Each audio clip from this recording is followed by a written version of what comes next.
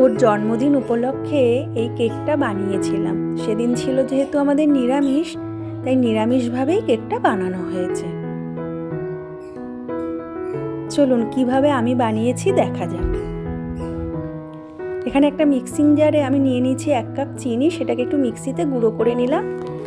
চিনিটা একটা বোলে ঢেলে 1 কাপ তেল দিয়ে ভালো করে এটা আমি মিশিয়ে নেব।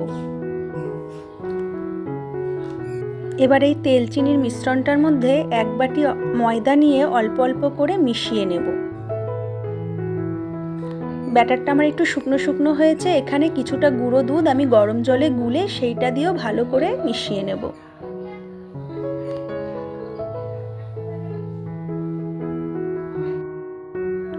খুব ভালো করে দুধটা দিয়ে মিশিয়ে নিয়েছি। এবার দিয়ে দিলাম পরিমাণ মতন বেকিং পাউডার, বেকিং সোডা আর সামান্য নুন, আর দিয়ে দিলাম 1 চামচ মতন ভ্যানিলা এসেন্স দিয়ে ভালো করে মিশিয়ে নিলাম। কেকটা ফ্লপি হওয়ার জন্য দিয়ে দিলাম 1 চামচ মতন পাতিলেবুর রস। সমস্ত উপকরণ দিয়ে ভালো করে মিশিয়ে নেবার পর এখানে একটা অ্যালুমিনিয়ামের বাটিতে আমি মিশ্রণটা ঢেলে নিলাম।